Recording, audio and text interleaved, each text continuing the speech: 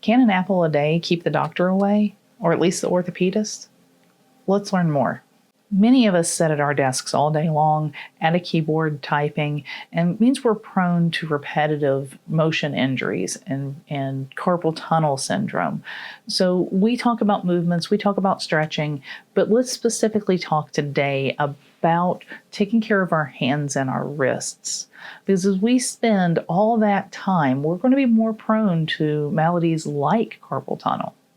So a couple of movements I'm going to show you today involve using a stress ball. A tennis ball would work if you have it. In my case, I have a stress apple.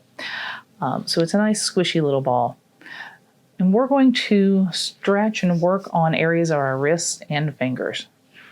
One of the easiest things to be able to do with a stress ball of this type, try to find one that fits your hand pretty well, is literally just take a few minutes to squeeze. At least 5 or 6 times. Squeeze and hold. Make sure you're getting your thumb involved too. Switch to the other hand and do the same. So not only good stress relievers as you're doing this, it's good for your hands too.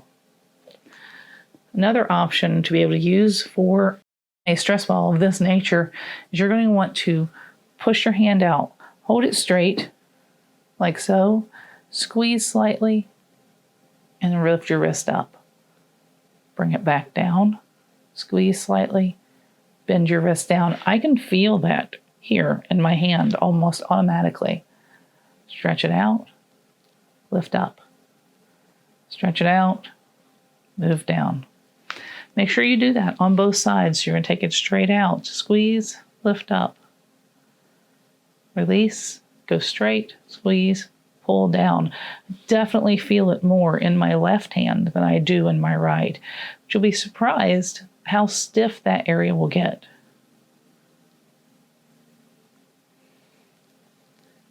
Additionally, you can do a lifted prayer with this. So you're going to take your hands as if they're in prayer position, push in between your stress ball. And you can do this without the stress ball too, but you're going to feel that tightening on the back of your wrist, or that release, I should say.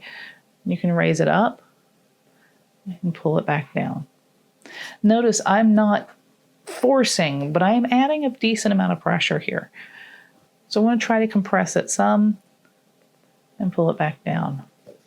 You can also do this in the reverse. It gets a little trickier doing this with the stress ball, but ideally what you're going to try to do is pull your hands in that reverse purveyor position. So pull down and pull back up.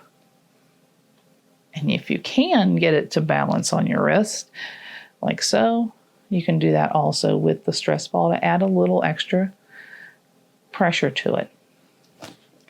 So whether you have an apple stress ball or you have any form of a stress ball, tennis ball, take a few minutes to give your hands some love and release some of that tension and pressure. You want to do this daily if you can to help prevent some of those stress injuries and prevent the possibility for carpal tunnel. If you already have carpal tunnel or other joint issues, I want to ask you to check in with your doctor first and make sure that these types of movements are suitable for you.